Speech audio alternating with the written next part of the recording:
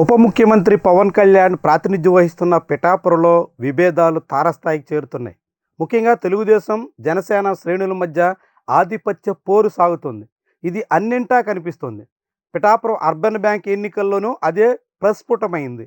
ప్రస్తుతం నీటి సంఘాల ఎన్నికల్లో కొంతవరకు రాజీ పడినప్పటికీ రెబల్స్ కారణంగా మరోసారి ఈ విభేదాలు బాహాటమవుతున్నాయి. వీటన్నిటికీ తోడుగా మత్స్యకారుల్లో ఉన్నటువంటి జనసేన, తెలుగుదేశం పార్టీ శ్రేణుల మధ్య ఉన్నటువంటి విభేదాలు రోడ్డెక్కాయి. ఏకంగా జనసేన పార్టీ చెందినటువంటి కొంతమంది మత్స్యకార నేతల్ని గ్రామ బహిష్కరణ కూడా చేశారంటూ కథనాలు వస్తున్నాయి. చూడొచ్చు మనం ఈరోజు ఈ కథనం. జనసేన నేతల గ్రామ బహిష్కరణ, తెలుగుదేశం జనసేన మధ్య ముదిరిన వివాదం, 4 కుటుంబాలను గ్రామం నుంచి వెలివేసిన టీడీపీ నేతలు వెలివేస్తున్నట్టు మైకు, ఫ్లెక్సీల ద్వారా ప్రచారం.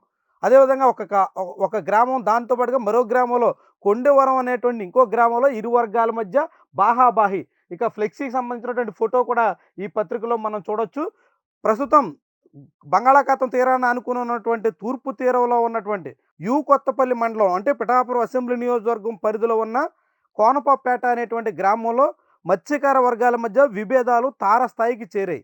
ఒకరిపై ఒకరు దాడి చేసుకునేటంత వరకు వెళ్ళాయి. ముఖ్యంగా అక్కడ అరబిందో ఆధ్వర్యంలో నిర్మించినటువంటి ఒక ఫార్మాస్యూటికల్ కంపెనీ కారణంగా పొల్యూషన్ వస్తుందంటూ, ఆ పొల్యూషన్ నివారణ పేరుతో మత్స్యకారులకు ఇచ్చినటువంటి భారీ మొత్తాన్ని కొద్ది మంది స్వాహా చేశారంటూ జనసేన పార్టీకి చెందినటువంటి కార్యకర్తలు ఆందోళన చెందుతున్నారు. దాని మీద తీవ్రమైనటువంటి నిరసన వ్యక్తం చేస్తున్నారు. దీంతో ఆగ్రహించినటువంటి తెలుగుదేశం పార్టీకి చెందిన ఆ గ్రామ పెద్దలు జనసేన చెందినటువంటి కార్యకర్తల్ని ఏకంగా గ్రామ బహిష్కరణ చేస్తున్నట్టు పోస్టర్లు వేసినటువంటి తీరు పెద్ద స్థాయిలో చర్చకు ఆస్కారం ఇస్తుంది. పిఠాపురం నియోజకవర్గంలో జనసేన, తెలుగుదేశం పార్టీ మధ్య ఉన్నటువంటి విభేదాలు బాహాటమవుతున్నాయి అనడానికి ఇదొక ఉదాహరణగా కనిపిస్తుంది. ఇప్పటికే అనేక రూపాల్లో వారి మధ్య ఉన్నటువంటి వర్గపోరు బహిరంగంగా కనిపించింది. ఇప్పుడు మత్స్యకార గ్రామాల్లో, ముఖ్యంగా కోనపపేటలో పొన్నాడ గ్రామ పంచాయతీ పరిధిలో ఉంటుంది. ఈ గ్రామంలో పొల్యూషన్ నివారణ పేరుతో ఇచ్చినటువంటి భారీ మొత్తాన్ని తెలుగుదేశం పార్టీ చెందినటువంటి నాయకులే స్వాహా చేశారు, వారే దాన్ని మింగేశారు అన్నట్టుగా జనసేన పార్టీ ఆరోపిస్తుంది. జనసేన పార్టీకి చెందిన శ్రేణులు ఆందోళన చేస్తున్నాయి.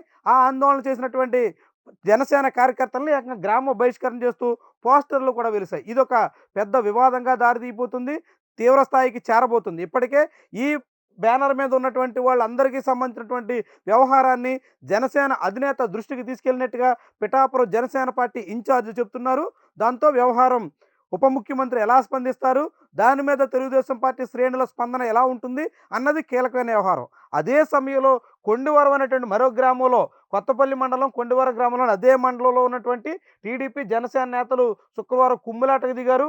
ప్రోటోకాల్ పాటించడం లేదంటూ టీడీపీకి చెందిన ఎంపీటీసీ దొళ్ళ సత్యబాబు అభ్యంతరం వ్యక్తం చేయడంతో దాని మీద జనసేన శ్రేణులు తిరగబడ్డాయి. ఇక్కడ మేము గెలుస్తాం కాబట్టి మాదే ఇక్కడ పెత్తనం అన్నట్టుగా జనసేన శ్రేణులు చెప్తున్నాయి. ఎంపీటీసీగా ఉన్నాం కాబట్టి తెలుగుదేశం పార్టీకి ప్రాధాన్యత ఇవ్వాలని ఆ పార్టీ శ్రేణులు కోరుతున్నారు.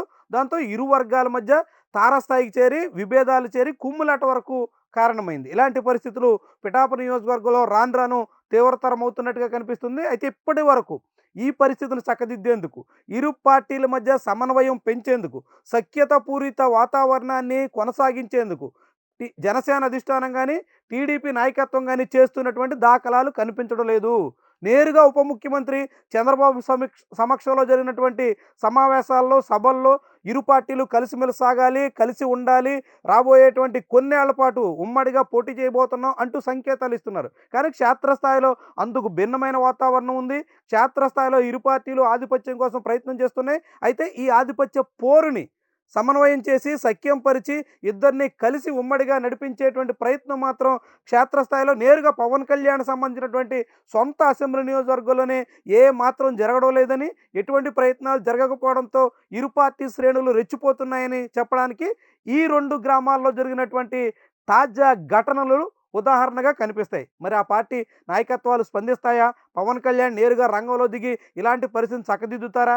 ఆయన ఏమన్నా తన సొంత నియోజకవర్గంలో పరిస్థితిని కనీసంగానైనా సమన్వయం పరిచేందుకు ఏమైనా చొరవ చూపుతారా? ఇవన్నీ ప్రశ్నలే. మరి ఎప్పుడు చేస్తారో చూద్దాం. వీడియో నచ్చితే లైక్ చేయండి, కామెంట్ రాయండి, షేర్ చేసి సబ్స్క్రైబ్ కూడా చేయండి. Thank you for watching.